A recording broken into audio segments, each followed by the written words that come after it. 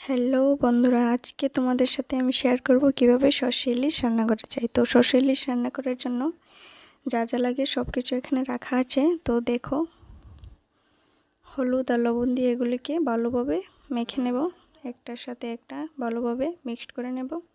হলুদ আর লবণের সাথে মাছগুলিকে ভালোভাবে মিক্সড করে নেব।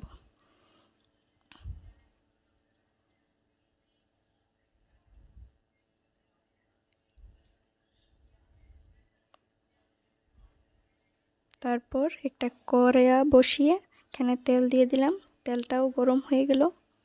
তারপর মাছগুলিকে দিয়ে দেব।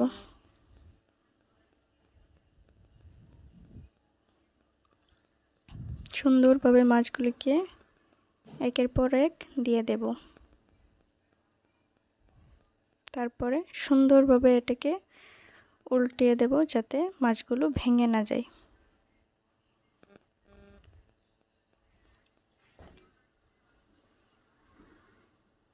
তারপর এগুলিকে নামিয়ে নেব। দেখো বন্ধুরা, কত সুন্দর হয়েছে মাছগুলো। একটা অবশ্য ভেঙে গেছে। তারপর কড়াইতে তেল দিয়ে পেঁয়াজ বাটা দিয়ে তারপরে নাড়াচাড়া করে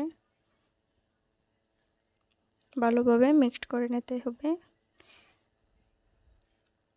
তেলটার সাথে পেঁয়াজটা ভালোভাবে মিক্সড করে নিতে হবে।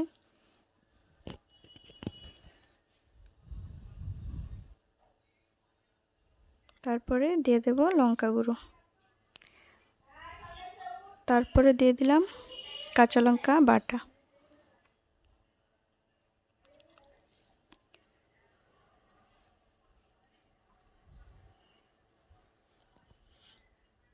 তারপর ভালোভাবে নাড়াচাড়া করে মিক্সড করে নেব।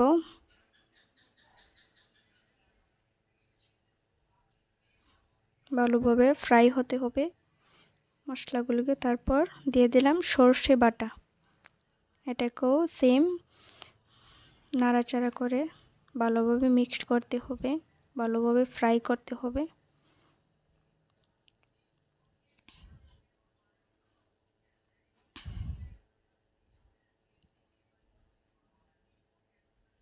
এভাবে নাড়াচাড়া করে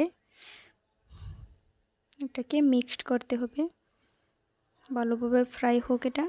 তারপরে জল দিয়ে দেব, লবণ, তারপর লবণ দিয়ে দেব স্বাদ অনুযায়ী লবণ। তারপরে হলুদ গুঁড়ো দিয়ে দিলাম। এটাকে ভালোভাবে মিক্সড করে নাড়াচাড়া করে মিক্সড করে তারপরে পরিমাণ মতো জল দিয়ে দেব।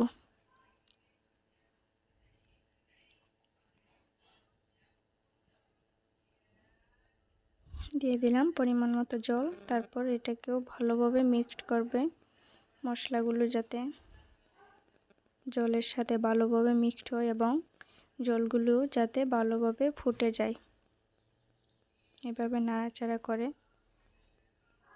হলুদ গুঁড়োটা অবশ্য কম হয়েছে, তো হলুদ গুঁড়োটা আরও একটু দিয়ে দিতে হবে।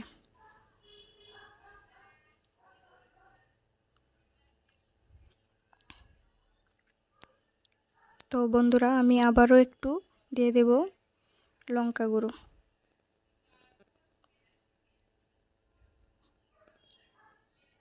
দিয়ে দিলাম লঙ্কা গুঁড়ো।